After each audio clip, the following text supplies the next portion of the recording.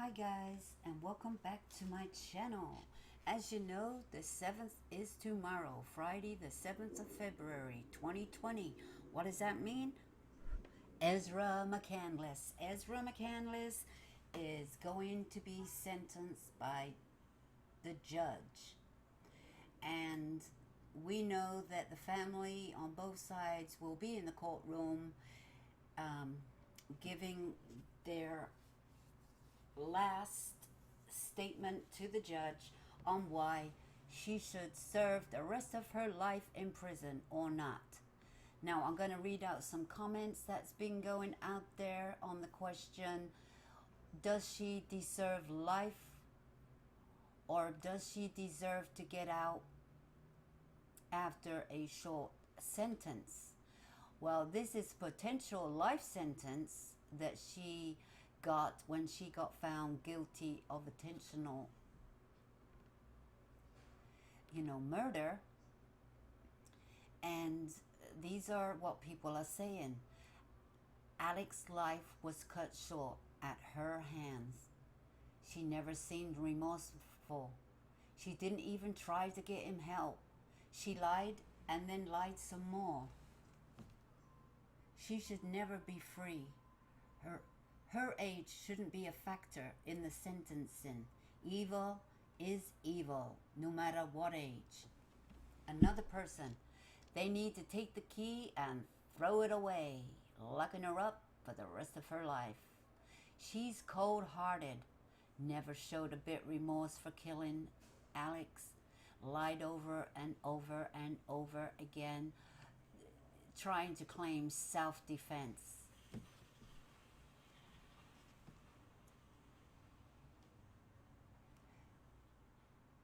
She's evil. She should never see outside world again. She needs to be haunted 24/7. She does not deserve life outside of a prison ever. She was a cold and calculated murderer and showed no remorse. She is a twisted person and deserves life without possibility of parole. If she wanted to be free, she shouldn't have premeditated the murder. I think she's a dangerous person, and I don't think you can change. She should get out, and I'm all for second chances, but not for that murder as brutal and senseless as this one she committed. And she coldly, and she is very evil. So that person said they believe in second chances, but this woman does not deserve a second chance. A second chance of life means she will get parole. Now this judge can parole her in 30 years, 40 years, maybe even 10. I can't wait for tomorrow. She should not get out. A lot of people are saying no, she's an evil person. No, there shouldn't be no chance of parole. She might not even get parole. There's a possibility of parole. A possibility. I mean, this is Wisconsin. I mean, she has been charged with a felony murder. I think that's the highest you can go, except mass murder of some kind. So she showed no remorse, and she showed no feelings during the trial, except, when Jason walked in.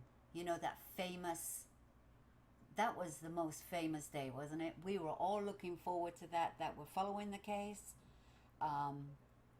She did her hair. It was down. She had her glasses off. Yes, guys, the person that can't see in front of her had her glasses off. And she was giggling like a high-schooled kid that's madly in love with somebody. And the camera was rolling. And we were like thinking, my God, that is the only time she showed any kind of emotion. And of course, it was the wrong emotion to show in the courtroom, wasn't it, guys? It was disgusting, and her lawyers made her change her attitude when he was going to be on the stand the next day. And the next day came, her hair was up and looking, and no expression. She was really sad about that. She was really sad about that. But you know what? The jury was looking at her and thinking, my God, my God, what is she doing? That could have been her downfall. You never know. That could have swayed that jury big time. Big time. And I believe it pushed them to more for her being guilty, as I think they thought she was guilty, but as a jury, you're supposed to not talk about the case. You do not decide until you go in deliberation what your final verdict is gonna be. So, but we're only human. But that didn't make her look really good, did it? Because as we know, when she got on the stand, she was all me, me, me. Well, I guess that's what she was up there for, trying to explain herself, the way she felt. But it wasn't coming across good. It was coming across as it was pre-rehearsed. She's had a year and a half over to get her story straight, but she forgot to put in a few emotions here and there, and sadness and some tears, whatever you're going to make up, whatever you got to do to save your life. It didn't happen. And she said she was anxious and suffers from this and suffers from that and doodling in court. But when she got on the stand, she was a happy camper. And she was following instructions, and she wasn't a bit anxious. She wasn't shaking in her boots. She was smiling. She even changed her attitude. She was acting like she was smart, and she was even talking different and stuff like that. It was just so fake that it was unbelievable. And of course it was unbelievable. Yeah, we thought, well, maybe some things might have happened. As you know, if you're messing around with 2 or 3 guys and one likes you, and then you keep telling him you're going to finish with this one, and then you tell the other one you're going to finish with this one, then you tell the other one that, oh, I don't like what you did to me last night, so I'm going to press charges on you. There's lots of stuff that didn't come into the courtroom where they could have, her past could have been backed up by the prosecutor with people that have dealt with her, been around her. Like somebody was saying that she was after somebody's husband, and there's lots of people that know her to be like that, flirty, and to see which man she can get next, because she flaunts herself and turns into a chameleon. Whoever they are, she'll be whoever they are and like what they like. And of course she's got mental illness, and lots of people, narcissists, tendencies, sociopaths do this. And yeah, we all got a little bit of that in us. Yes, we do. No doubt we do. But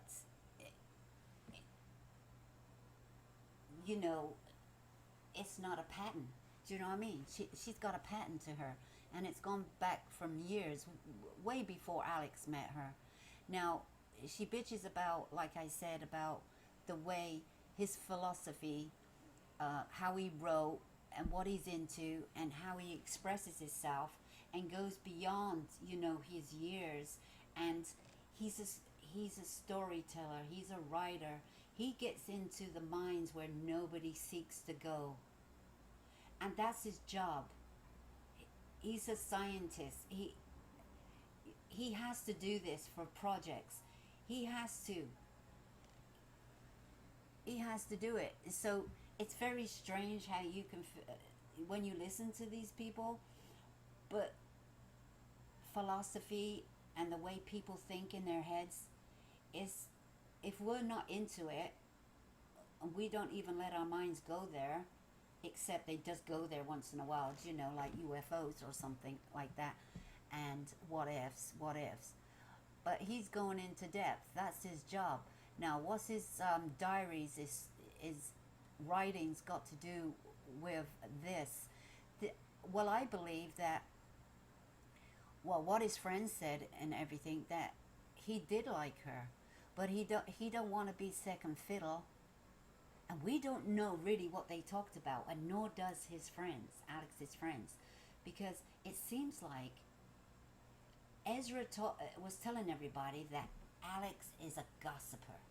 And so is everybody that works and associates and goes to the coffee shop, restaurant, bar. It's a get together, and they all gossip. Well, so did she.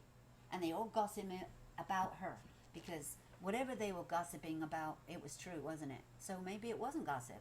It was fact. And she said that he gossiped a lot.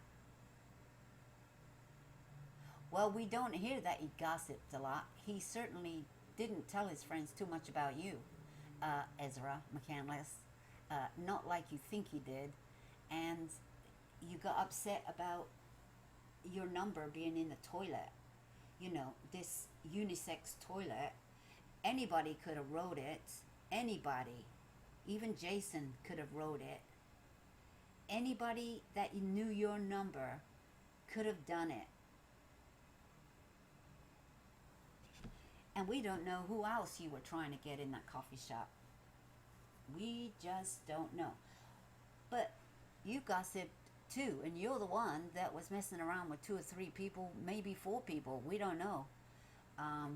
Because the test said that you had unknown DNA. They never really said whose DNA it was. Not everybody's. So who is the unknown DNA there? Well, anyway, you know, but of course it was all their fault, taking advantage of you. They took advantage of your vulnerability, like you call it. No, I think you were the leader of the pack, and you took charge of the situation, and you certainly did take charge of the situation. And Jason didn't know if he was coming or going. Like he said, when he met the cops outside Alex's house, he said he was the boyfriend. And then he said he's the ex-boyfriend. And then he accused Alex of the one, got charges on him for assaulting Ezra. But really, I don't know if he made a mistake, but it had nothing to do with Alex, with the assault. It was John. It was John, but you blamed Alex. You were all over the place too, and you were like a stalker. Jason the stalker, the dork, I don't know what to call him. He might be a nice person. People say he was a nice person that know him, but we're like, maybe he's a bit of a pervert, you know, allegedly. You know, that's just my opinion. That's a lot of people's opinion, because of how he came across and the way he rides his bike. I had nothing to do with riding your bike though, but it's a bit weird, isn't it? Because he said he don't have a car, he don't like driving, but then he says he had to drive Ezra all over the place because she has problems mentally. Did you hear him say about the mental problems going on in the family? That, the stepfather was okay or something like that, because he seemed to get on well with the stepfather, but he said it's the family, the rest of the family, like they got a screw loose. So, maybe they have, but maybe he has too. Just because you're a medic, in the army, it doesn't give you common sense. A lot of people I know that were in the military, oh boy, I'm thinking, how the hell did you get in the military? Because you're good at books, you're good at passing tests, you're good at that, but you got no common sense. No, whatsoever. I was like, my God. And, you know, I've lived in the military life. I've lived on military housing. You don't even know what's going on there. I mean, they're all shooting their foots off and they're all having affairs with everybody. They're all trying to kill each other. You know, I mean, I thought I was in a war zone living on base housing. I hated every minute of it. And including my husband was having the affair too. So there you go. And chasing after other women, which they came in and told me. I mean, the life of a military, oh my God, it was absolutely, I mean, horrible. I had a very bad experience with it all. And being in the middle of nowhere in South Dakota didn't help my sanity neither. And, but all things, you know, yeah, we like to feel highly of our military. You know, any military in any country, you're proud of your military. But look who you have serving for you. Oh my God, you know. Whew. But anyway, it's just how he came across. I mean, you know, just answer the question. Just answer yes or no. Oh my God, does he have to keep going on like that? But I guess he had to explain himself because he was going to be looking bad, and he was trying to get it in there that, you know, he is telling the truth, but he didn't actually tell the truth, did he? He didn't come across with absolutely demanding way that Ezra was lying about a lot of stuff. Like, we know she was lying because he said so too. He said, stop the lying, stop the lying. Just why don't you stop the lying? The lying came across very, very loud and clear that he knew she was a liar. Yet, I don't know what she had that he wanted, but he didn't stop seeing her, and he didn't stop defending her honor. But then again, he was defending everybody's honor, if you ask me. He was on everybody's side. Actually, because he knew she was a liar. He didn't know who to believe anymore. She got him all twisted. So, that probably happens in a lot of relationships, but nobody deserves to be killed in this way. And it was planned and it was premeditated. I think she thought of all kinds of ways to get rid of him, to shut him up, being a witness against her with John.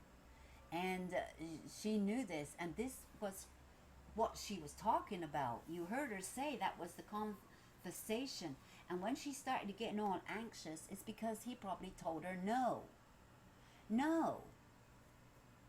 I'm not going to back away. That's what happened. Why are you lying? Why don't you back off? You know, why don't you just say you made it up? But it wasn't really her that went forth with it. You can blame Jason for that. Jason's the one that said you should report it in case this happens to another woman. So, and Ezra did say that she never mentioned the word rape. Never. Jason that said it. It's all twisted. She said, I might have been assaulted. Every time she says it, I might have been assaulted. She doesn't even know she was assaulted. She may have been assaulted. But yes, she was willing to have sex, but she regretted it. You can't, stop messing with all these men. And then the pregnancy. She chose to have it on the 6th of October. That was the only date possible because she was too far ahead. That's what it was.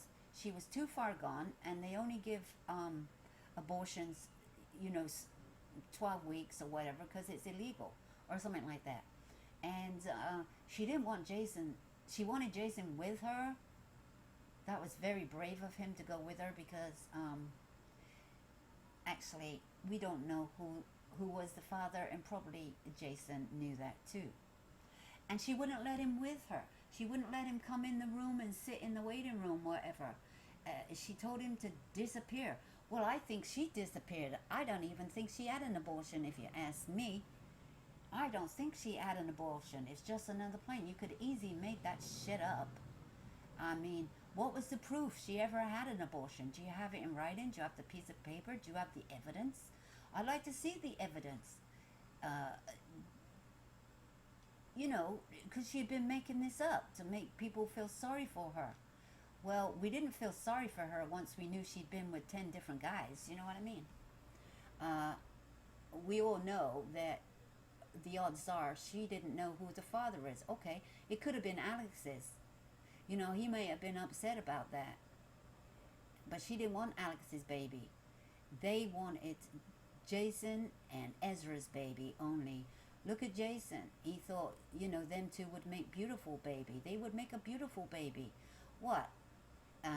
I'm glad they didn't have any babies together because, you know, with a mother like her, a narcissist, a sociopath, especially that one's got mental illness and don't get treated for it. Selfish. She would go after every man because she's that type of person. My ex-husband was like that. They think because you talk to somebody and you are nice to them, they want me. They want me. Oh my God. Enough already. Enough.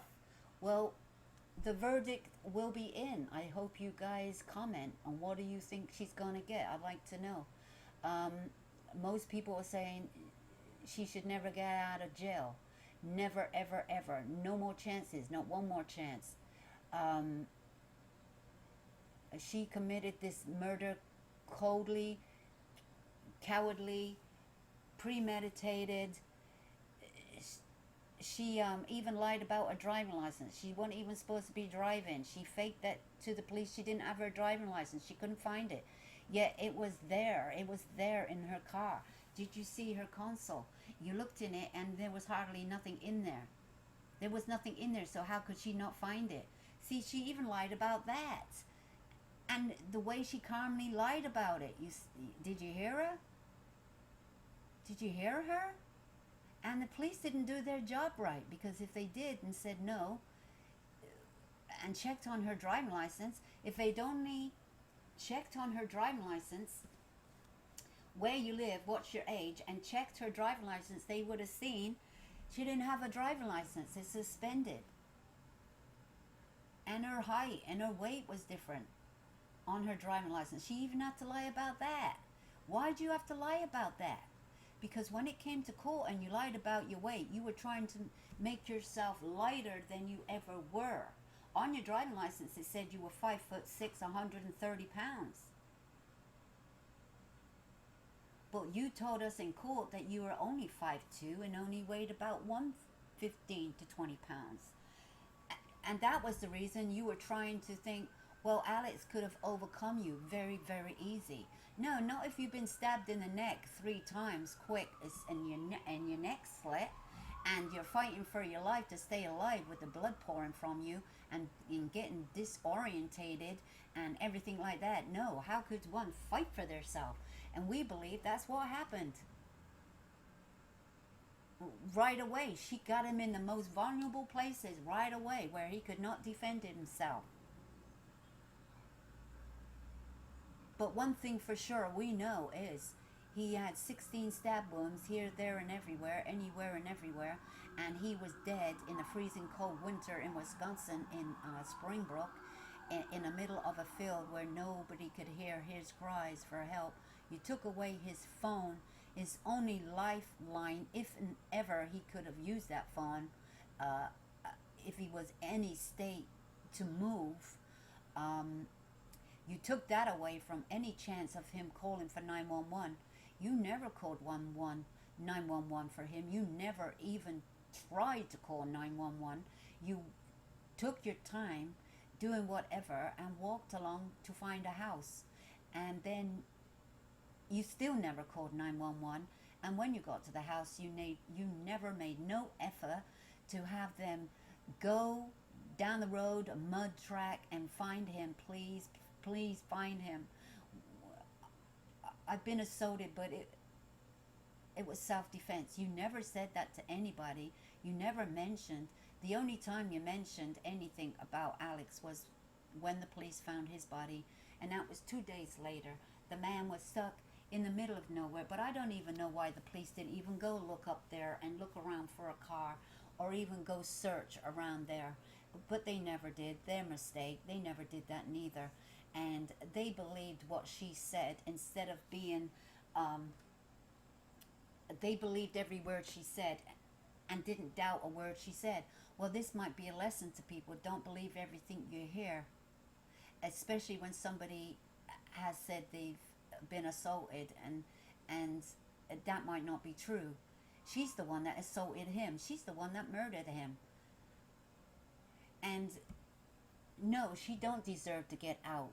I am 100% sure she's as guilty as they come, and she deserves the best of her life. Even if she has the chance of parole, the best of her life is in prison. So I think the best the judge can do, if he's going to give her any chance of parole, is give her 50 years. 50 years, and they may be the possibility of parole in 50 years.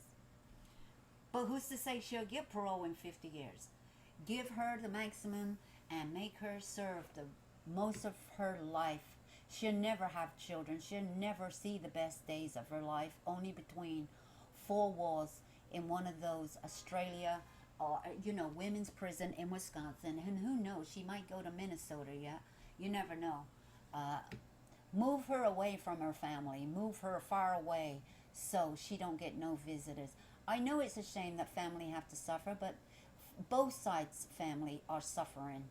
And nobody gets to see Alex anymore unless they see him 6 feet under. And she shouldn't see nobody maybe once a year.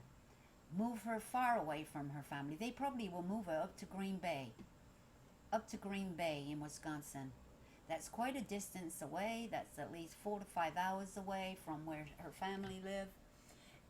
It's up north, near where the Green Bay Packers are. There's a prison up there. Let her go up. Just move her far away from her family. Not to make the family suffer, but it's to make her suffer. And that's how I feel about it. I don't know about you guys, but no, she shouldn't get a chance of parole in 20 years. No, that'd be senseless, wouldn't it? No, I go no to that. That is not punishment on first-degree murder, intentional murder. That can't happen. So that's not going to happen. And I just feel that there's lots of people that have murdered people and been true victims, and got life in prison because they did kill them and got life in prison. But you can feel sorry for them people when you truly think they did it because for whatever reasons, but they've proved it, but you're still going to get punished. And they've got life for less, okay? Life for less. And I mean, well, somebody shot somebody in the heart, say, and they didn't make it.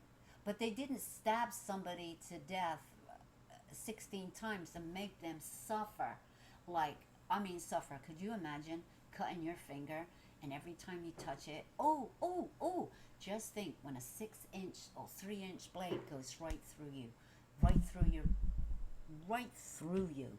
In, out, in, out, in, out, in, out. Look at that. I mean, you can just imagine the suffering, the pain, and then maybe he lived for 30 minutes, maybe he didn't, but he couldn't yell for help because his throat was slit. He couldn't move. He couldn't move. He was disorientated. His knife had been in his brain. He probably had brain damage, if you ask me. He was like a robot. He was going here and there. He didn't know. He didn't have his mind anymore, if you ask me. We don't know how it affected the brain, how it affected his motor skills, his way of thinking. We don't know. All we know is he got stabbed 3 times and his throat slit. So I'm just disgusted. Yes, she deserves, in my opinion, she deserves every year she gets behind bars. And I say life in prison, but if he does get parole, I hope it's a good 50 years. And I just hope that is what James does. And, that's my son's name, so, I love that name. And he better live up to his name. I'm telling him. He better live up to his name. Now, we all know that the case is being aired on court TV. They seem to have a lot of rights to these court cases going around United States for some reason, but it's public, and we can tape it, we can watch it, and we can discuss it. And no doubt that court TV, Vinny, I like Vinny, and but there's I don't know how much they're going to show. If they're going to show all the witnesses that are coming forth to character witnesses for her, are they going to show everybody? We just might hear them, but we might not get the camera on the face, but that doesn't matter. But I'm not sure how much we are going to see, if they're going to blur out anything, beep it out or anything like that. But when the court case was going on, we did see most of it, but there was a lot that we didn't see. But because that was it, some of it wasn't put into evidence yet, and some of it wasn't going to be heard, because they picked at it and picked at it. The prosecutor said, I want this in, no, and defense said, no, we don't want that in. So, but the jury got to hear it all. The jury got to hear it all, but the public didn't. So that's why there's a few things missing in the case that we can't never get a hold of, because it was sealed. We don't know if Wisconsin's doc is going to release this whole case once she's been sentenced. They might release, but I'm not sure. There is other newscasts reporting on this case in Wisconsin, their local news and everything like that. But I don't know if they're videoing it, if it's being televised. But it is being televised. I'm sure it is. But Court TV, I think, has got the rights. Do you know what I mean? They're paying big money to hear these cases. They're picking them up big time, left, right, and center by the looks of things. And, I was living in Wisconsin. I heard about this case a long time ago. When it happened, I thought, oh, lordy, what the hell?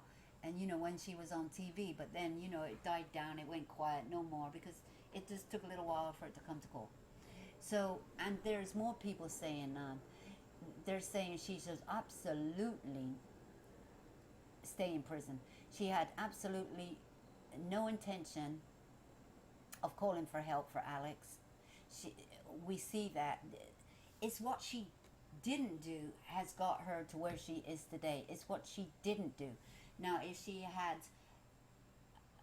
called for help, went for help, told people where he was, she would probably get less time. I'm betting you now.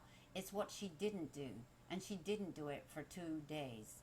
And only when she was confronted did she speak up. And then she didn't have no, oh, my arm. Oh, it doesn't hurt that much. She all about herself. Not once did she ask, is Alex okay? Is he alive? Did you get him to the hospital? Not once did you hear her asking, is Alex okay? Is he okay? Oh my God. Not once whatsoever. It was about her narcissistic self. And, and that's what people are saying. No, they're saying she's crazy, she's not remorse, she's calculated, she's a true intentional killer. the true verdict of guilty, intentional verdict, was the right verdict. And most people are saying no, she should spend the rest of her life in prison without the possibility of parole. So guys, please come over to my channel tomorrow and let's watch this together. Let's listen, let's commentate, and because we're interested in what she gets if you're watching the case.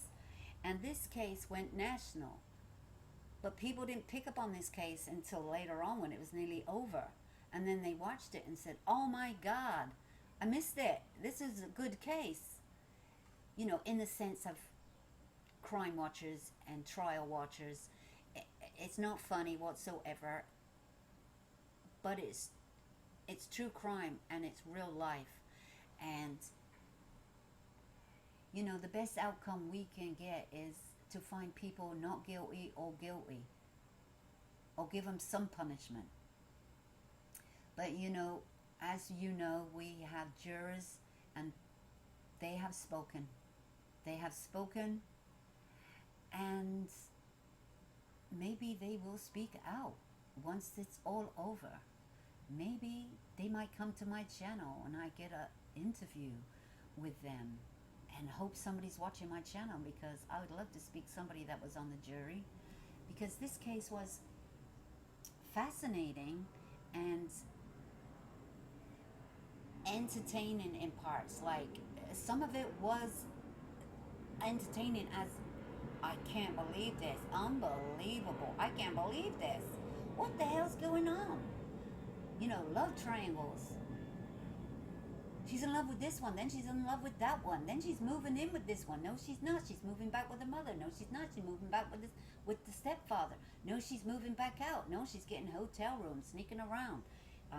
All kinds of craziness going on in this relationship. She's a boy. She's a girl. She's fluent gender. She's all over the place. She's an artist. She's an artist, and she is a calculated, premeditated murderer. So guys, don't forget to like and sub to my channel and press that notification bell so you can be notified when I upload videos. And let's comment, and I'll see you there.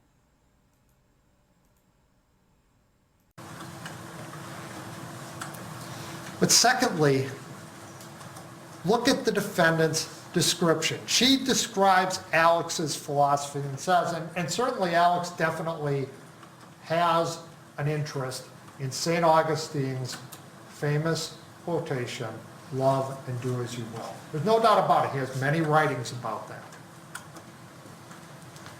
All of them philosophical, but he has many writings about it. And the defendant's story is that Alex told her that basically means, I can do whatever the heck I want, whenever I want, I can take whatever I want, it's all about me. And taking whatever I want. Now there was only two people to that conversation where this supposedly happened. The defendant and Alex. Attorney, I'm sorry. Alex? I think a jury needs a break. Oh, okay. All right, that's fine. Sorry. Nope, that's fine. Thank you.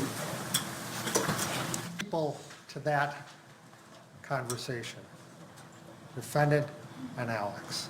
And Alex can't be here in person to tell you that the defendant was lying about that. But you know what? Alex is still here to tell you the defendant is lying. Because Alex tells you it in the journal entry titled Desire and Will. One of the entries that's in Exhibit 697, the journal documents, but one of the ones that the defendant didn't bother to bring up herself. Didn't bother to bring it up because it doesn't support her story. It doesn't support her story on what her discussions with Alex is about. Because that journal entry, and in that entry, Alex is here today telling you what he means. Telling you the defendant's a liar. Objection. Telling you... Objections noted, overruled. telling you, she's lying to you when her story is that Alex believed in taking. Because desire and will tells you what love and do as you will really means. Love and do as you will means it is an expression of an excellent morality. It is about giving, to give and give and give to the other. It is in fact, and Alex is telling you in that journal entry, it is in fact the exact opposite of the defendant's story. That Alex is about giving. He is not about taking. And finally, the defendant's story on this issue, when you listen to her and heard her on direct and cross-examination, just doesn't ring true. She's on the stand, she's on direct, reads a part of a thing and says, oh yeah, I remember absolutely clearly 100%. Alex and I, we talked directly about that. We talked about it and he said this and he said that, said this and he said that. But when I tried to cross-examine her on some of the entries that she didn't talk about on direct, well, no, I don't really remember that stuff. I don't remember anything about that. After months of time, she's able to, again, craft her story to fit her narrative. Just doesn't ring true. And I want to talk about the book Fear and Trembling. And frankly, ladies and gentlemen, this part is somewhat, I think, insulting to your intelligence, the use of this by the defense. Because the defense brought this book out how many times to show you the cover of this book? To show you a cover of a book that's about the biblical story of Abraham and Isaac. And I'm sure many of you may very well be familiar with the story of Abraham taking Isaac out into the desert at the angel's command to sacrifice Isaac because that's what God wanted. And Soren Kierkegaard in this book writes a book about that and the philosophical constructs of that and how that has to do with faith. But they trotted that book out all those times not to talk about the contents of that book because you didn't hear about a single word inside of that book during the testimony. All you saw was the cover because they want to insult your intelligence and think you're going to think because you see a book with a cover that Alex has that has a cover on it that has somebody with a knife at somebody else's throat, that Alex is somehow the one who is attacking the defendant here. The defendant is trying to insult your intelligence. Don't let that happen. And the other thing about that book is the defendant's testimony is, oh, Alex would read that all the time to me while we're having sex, while we're engaged in sexual activity. He'd sit there and he'd read it to me while he's having sex with me. Or remember her testimony as well? Her story is they always had sex in the dark or with a dim candlelight. How is he reading a book to her while he's having sex with her in the dark? Follow Court TV live over the air. Alex had X-ray vision. He doesn't have the night vision capabilities of the latest iPhones, ladies and gentlemen.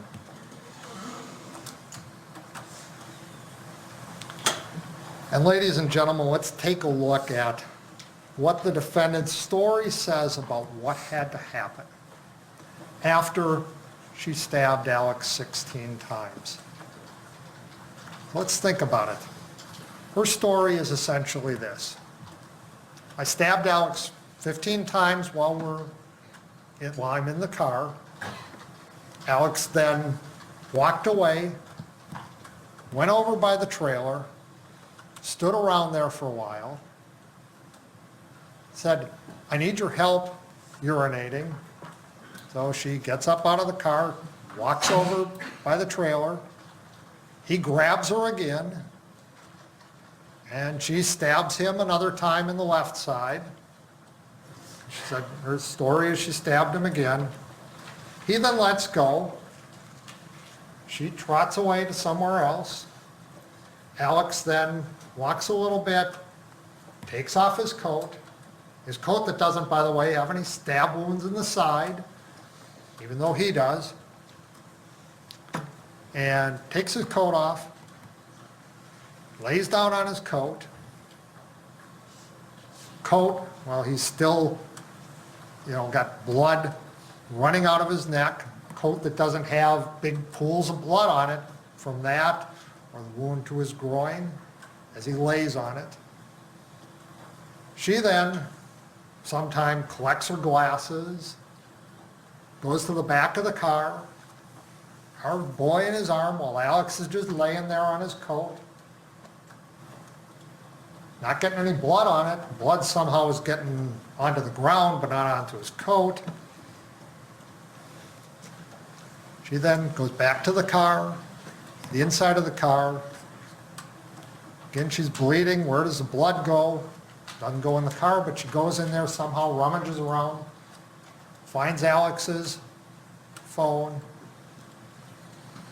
takes off her other boot, and trots off away. And Alex then, after that, after she leaves, because he hasn't moved yet, Alex all of a sudden decides, oh, well, let's see, I think I better get up from the ground here, pick up my coat, trot back over to the car, get all the way into the passenger side of the car, because that's where his feet are when he's found, and take off his shoes, put those down on the floor, and then take his coat, neatly lay it on top of his shoes, and then proceed to die and fall till he's out of the car. That's what you have to believe happens. And let's take a look at Alex's position that he's in when he's found. Remember, he's sitting over here. He's sitting right here because you see where his feet are. Feet are down on the passenger side floor well. So he's sitting there, and you can see the blood transfer on the seat where he's sitting. How does Alex fall into this position? Fall so that his right arm is wedged into the door, his left arm is somewhere there in the footwell, and his sweater is pulled up on his back. Now, ladies and gentlemen, what this shows you is that somebody tried to pull Alex out of that car. That's how the blood gets here. That's from his neck wound. And transfers there as they're pulling him across, and he ends up getting wedged, but the defendant can't pull him out. That's what that shows you. And that's what that tells you. He isn't going to fall in a position like that. That makes no sense. But you have to believe that that happened for the defendant's story to be true. And ladies and gentlemen, let's talk about the defendant's story after she stabbed Alex 15 times, waiting for that 16th one to happen. What's her story? She's in the car. She's in the car. Alex is over by the trailer, and he says, I've got to pee. Come help me. Now remember, she's in that stage where Dr. Hopper told you, assuming she's telling you the truth, that her amygdala is in control, right? All right? Her amygdala is in control, telling her, not consciously but subconsciously, to do what instinct tells you. The instincts that we developed when we had to worry about large predators coming and eating us. The amygdala is telling her what to do there. She's not consciously thinking what to do. She's not consciously thinking, should I help him, should I not help him? Her amygdala is controlling her. And let's think about it in terms of Dr. Hopper's analogy of a lion comes walking through that door right there, and your amygdala takes over and tells you what to do. Is your instincts developed from when that lion might have been out there regularly eating you? Does it tell you to go up and give the lion a hug? No. It tells you to stay as far away from that lion as you can. Your amygdala tells you to freeze maybe. Your amygdala tells you maybe to run. Your amygdala tells you get safe. And at that point in time, when she supposedly has been attacked by Alex and is fearful of Alex, she's in the car, her amygdala is going to tell her, close the doors, lock the doors, you're safe. Her amygdala is not telling her to go up and help him pee.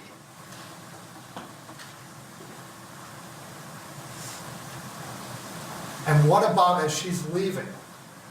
Now her story is she lost one boot during the struggle in the car, and she takes off the other boot after Alex is laid down. What's your amygdala going to tell you as it decides that you've got to flee the scene to be safe? It's going to tell you to get out of there as quickly as you can. It's not going to tell you to take time to take off a boot so that you're moving with just in your stocking feet on a 40-degree day. Your amygdala is going to tell you, get out of there, don't worry about the boots, or the other option is put on the other boots so you can get out of there as quickly as you can. But it's not going to tell you to take time to take off a boot at that point.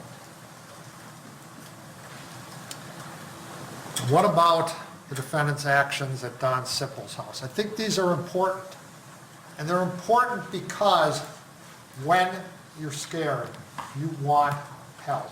You want the police to come to protect you, to take care of you. But what is the defendant's actions? He gets to Don Sippel's house. He doesn't ask Don to call the police.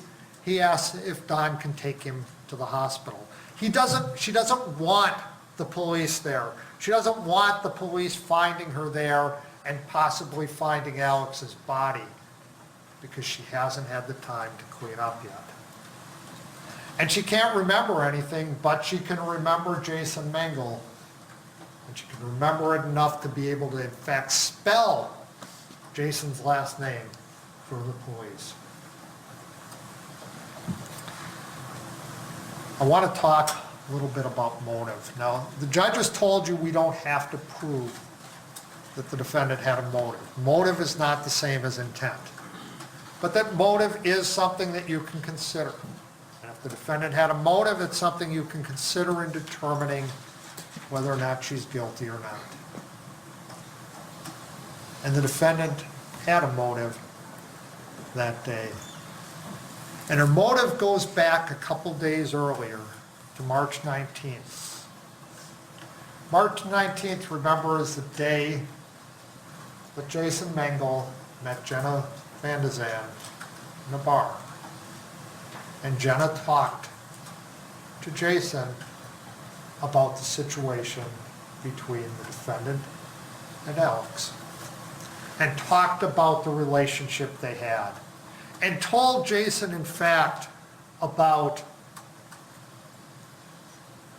the defendant's actions at Alex's apartment where she was in the shower, she came out with just a towel on and told Matt Schreiner, I just broke up with Jason, isn't that great? A big smile on her face. And Jason, when he gets home from the bar, calls the defendant and talks to her and confronts her about these things.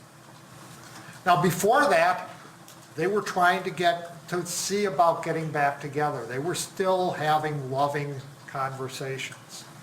You know, they still were meeting occasionally and staying in a hotel with each other and having, and making love.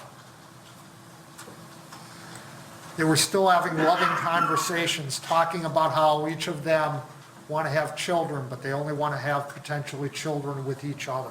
Whether they love them, each other. But Jason calls her, confronts her with this, and hangs up on her. Defendant, what does she do?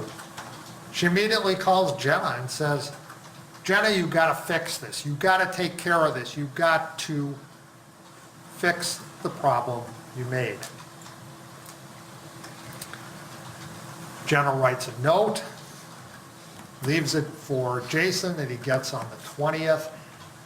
And in the note, basically, she says, oh, there may have been some miscommunications, but I'm out of this. I'm washing my hands of this. Jason shares this letter, this note, with the defendant. When she shares it with the defendant, it's clear Jenna didn't do what the defendant told her to do. Jenna didn't fix it. And you can certainly understand why the hairs on Jenna's neck had gone up when she had that conversation with the defendant. Because now the defendant knows Jenna didn't fix this problem with Alex. She needs to fix it. And so she wakes up on March 22nd and comes to Eau Claire with fire in her eyes, as Jason described it. And she comes to get Alex to... Objection. Note your objection, preserve it for the record, overruled, make it to. And when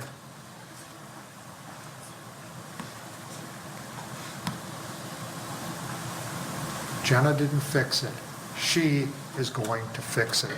She's going to go to Alex's apartment, and she's going to go there, and she's going to get Alex to admit their relationship was wrong. It was a mistake.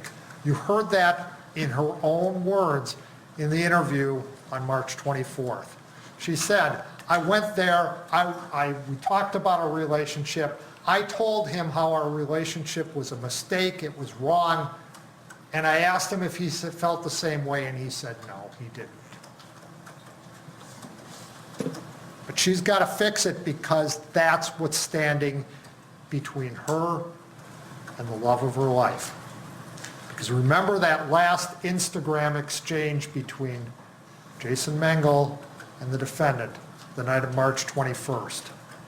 An Instagram that's polite, but certainly not loving. An Instagram where the defendant tells Jason,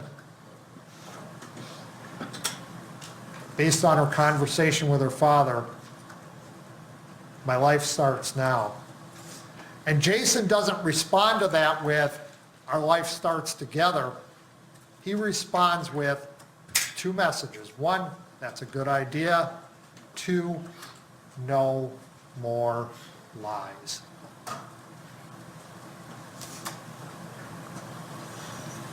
And then the Instagram exchange ends with the defendant expressing her feelings are still there. She still loves Jason. She still wants to be with Jason by closing out that Instagram exchange with my husband. And Jason doesn't respond, my wife, he just responds, dream wildly. So the defendant's got to fix this problem herself. And the only thing standing in the way is that relationship she had had with Alex. She needs him to say it was a mistake. She needs to get Alex out of the picture. And Alex says no. So she's got to get him to a place where she can make him say it was a mistake. A place in private. Louis Bjork's field.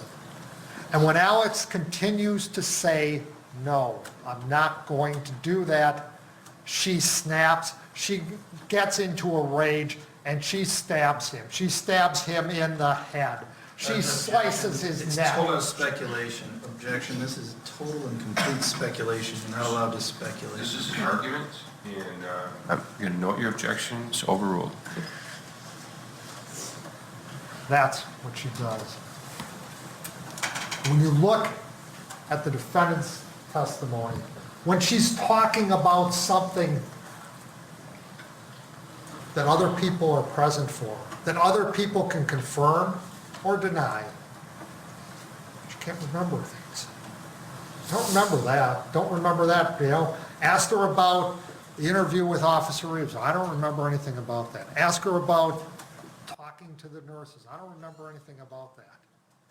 Ask her about anything that somebody else can confirm or deny it. She can't remember it. You ask her about things that only happened between herself and Alex. All of a sudden, her memory comes to light. And she remembers everything. That's not the truth. That's a story.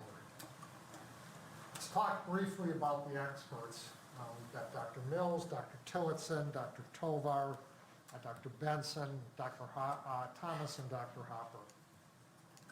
Let's start with the medical experts.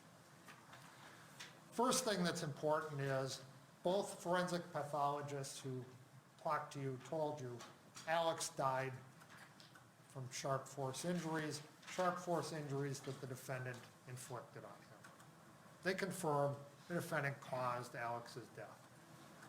And then you heard from a couple of experts, a couple of doctors on the defendant's injuries.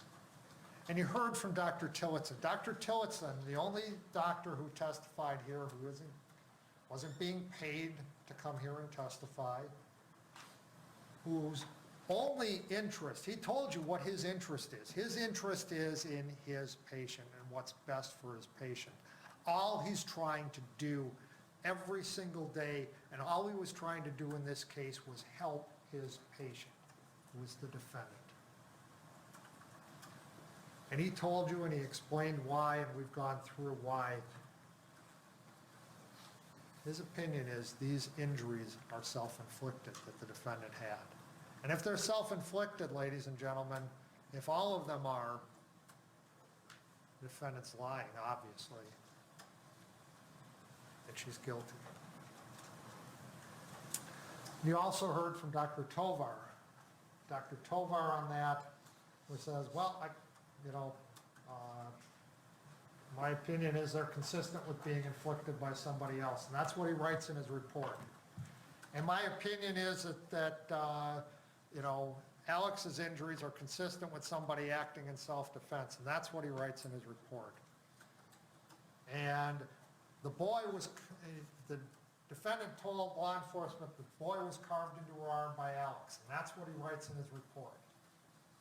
A report that he can't even get Alex's last name right, except about half the time. I mean, puts it in there, I think it was 17 times, he gets it right 9 times, he gets it wrong 8 times. That's the type of expertise that you want to rely upon.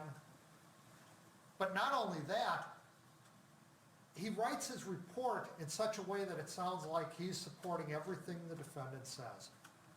But when you actually ask him questions, well, yeah, no, it could be consistent with something else. It could be consistent with self-inflicted injuries. No, it could be, consistent with somebody killing somebody unprovoked. Yeah, no, that's right. I mean, yeah, you're right. She told law enforcement that she did it herself. But he doesn't put any of that in. And especially galling is the fact that he puts in there that she says that Alex carved boy into her arm when he knew without any question that Alex didn't do that. And yet he writes it in his report. What credibility does someone who does that kind of stuff have with you? I submit none. Dr. Benson, testifies it's his opinion that she is diagnosed with PTSD, but he cannot tell you the exact cause of that PTSD. He can't tell you what it was from. And Dr. Benson, who gratuitously adds the statement, "I'm not a hired gun," when nobody had asked him if he was or wasn't a hired gun, he just blurts it out, actually acted a heck of a lot like a hired gun when, on cross-examination, the state was asking him, "Does PTSD cause you to lie?" And he says, "Well, that's a difficult question. You got to consider whether it's a lie of omission or a lie of commission." Making it clear, commission, if you know you're lying at the time you're lying, that's not explained by PTSD. When you try to get him pinned down, he just keeps changing and changing and changing the question so that he doesn't have to actually answer that question. That sounds like someone who has an axe to grind in the case, someone who has an agenda in the case, not someone who's just here, like Dr. Tillotson, testifying about what's best for his patient. And then we have Dr. Hopper, and frankly, ladies and gentlemen, Dr. Hopper is an expert. His science is very, very well accepted as to what happens. But Dr. Hopper was also not a hired gun. Dr. Hopper was telling you things, and he was being straight with you, and he was being straight with the defense, and he was being straight with the state. He doesn't know what the stress is that started that whole process, assuming it even started, of causing this super encoding of central facts and not encoding of peripheral facts. He doesn't know what that stress is. Although he did say that that stress could be someone being involved in a murder. That was his testimony. But he doesn't know what it is. And he was honest about that. And he also told you that while certainly her statements and how she presented could be consistent with someone who had undergone a stressful event, he also said it could be consistent with someone who was just lying. And again, he can't know the cause of that stress.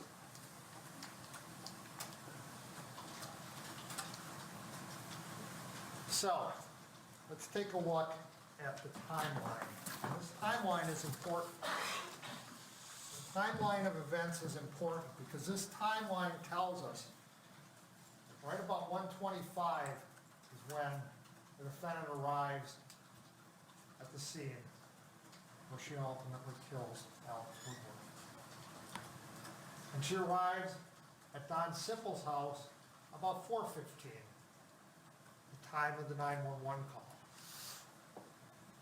So we've got 2 hours and 50 minutes between that. 2 hours and 50 minutes between the time she gets there to Don Sippel's and the time she's arrived at the scene. Her description of what happened, her description of getting stuck once, getting it unstuck, getting it stuck a second time, looking in the back seat for something to get unstuck, and sitting on the trailer for a little while, and then going back to the car and the attack that her story talks about.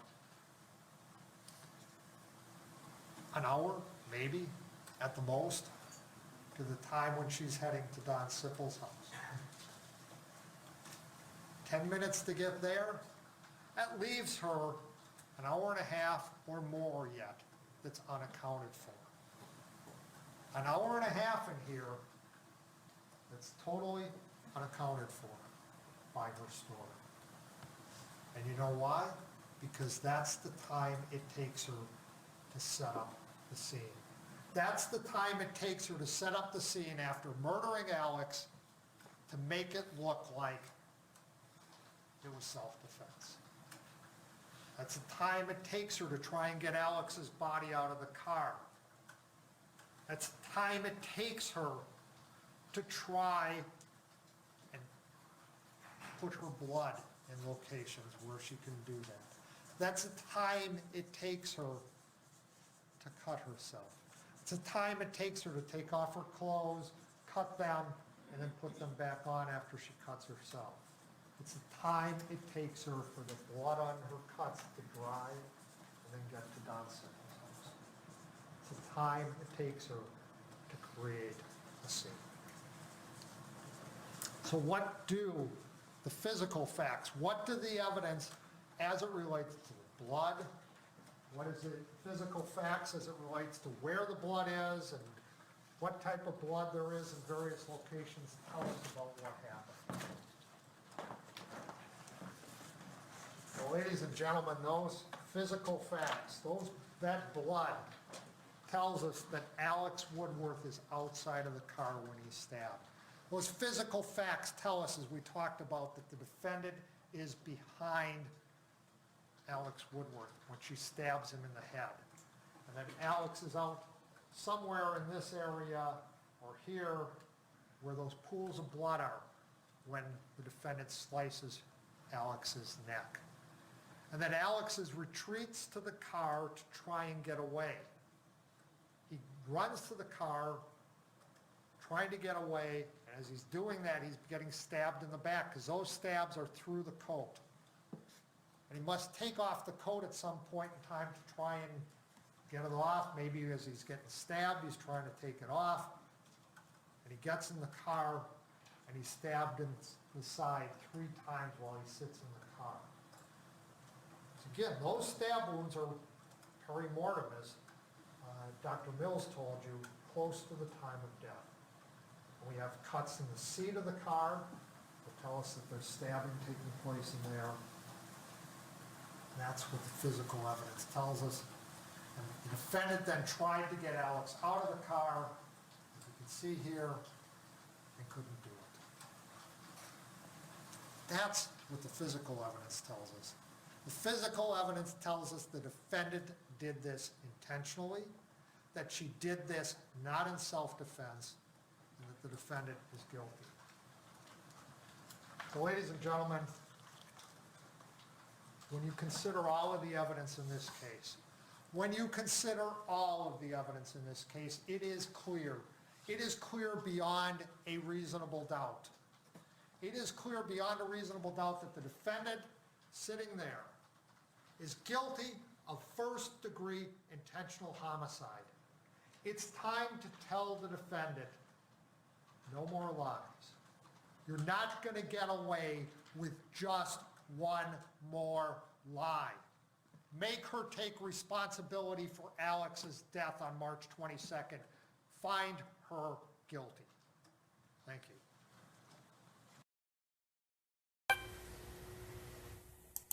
Mr. McCandless, please rise.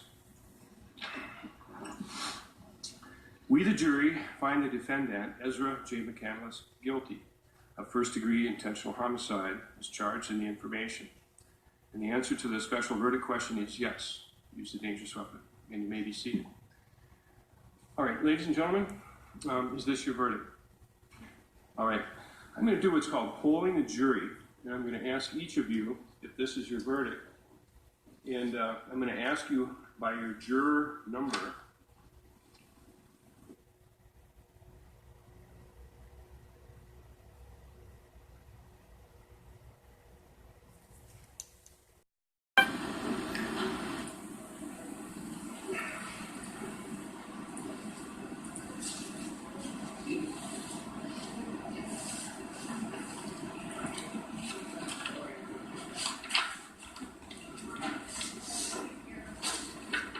Friday, February 7th.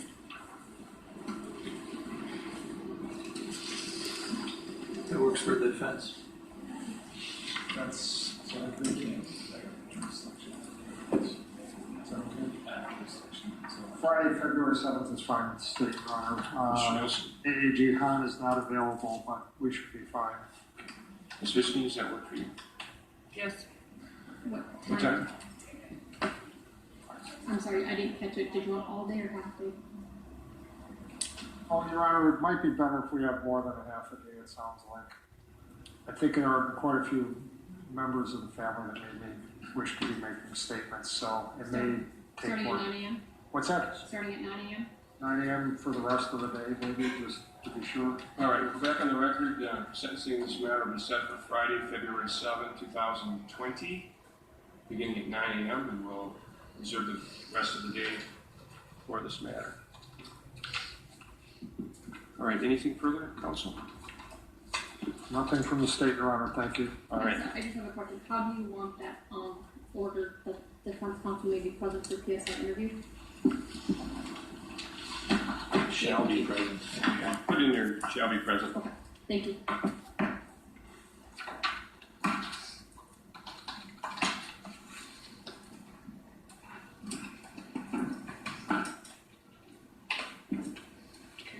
Reforms.